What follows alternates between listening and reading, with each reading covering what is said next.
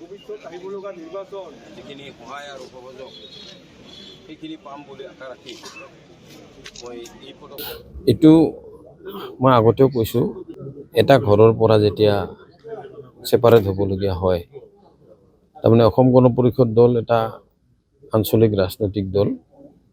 এই দলটোত মই দীৰ্ঘদিন ধৰি আছোঁ আৰু সেই দলটো এটা সকলো সদস্যই এটা পৰিয়ালৰ নিচিনা হৈছিল।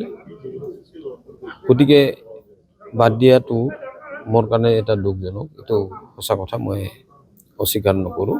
বেয়া লাগিছে, মনত দুখ লাগিছে, সেইটো ঠিক। তেখেতসকলৰ লগত মই কথা পাতিছিলোঁ।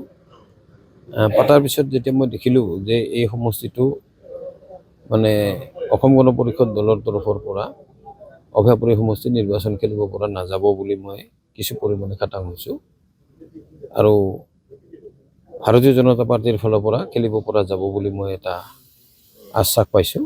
সেইমতে আজি এই ব্যৱস্থালৈকে মই পৰিৱৰ্তিত কৰিছোঁ। এই পৰিৱেশটো নিশ্চয় দুয়োটা দলৰ নেতৃবৃন্দ যেতিয়া লগ হ'ব আমাৰ স্থানীয়ভাৱে, সেই পৰিৱেশটো মোৰ বোধেৰে নাথাকিব আৰু তেখেতসকলৰ মনত যিটো দুখ আৰু আৱেগ যিটো আছে সেইটো স্বাভাৱিক কথা। এইটো আমাৰ দলৰ মানুহৰো এটা আৱেগ বা অনুভূতি আছে, সেই একেই স্বাভাৱিক কথা। দীৰ্ঘদিন ধৰি যিসকলে দল কৰি থাকে, দলৰ কৰ্মকৰ্তা কাৰ্যকৰ্তা হিচাপে থাকে, তেখেতসকলে মনত এটা ধাৰণা লৈ চলি থাকে আৰু সেই ধাৰণাটো যেতিয়া মানে কাৰ্যত পৰিণত নহয়, তেতিয়াহ'লে মনত চবে স্বাভাৱিকতে দুখ পায় আৰু সেইটো বিজেপি দলৰ কৰ্মকৰ্তাসকলৰ মাজতো হৈছে।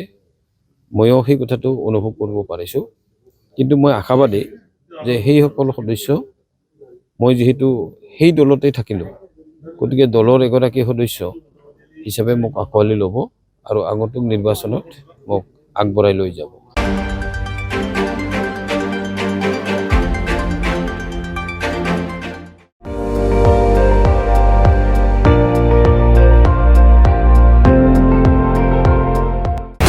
আপুনি চাই আছে ND24, সৰ্বশ্ৰেষ্ঠ নহয় সৰ্বোত্তমৰ দৌৰত।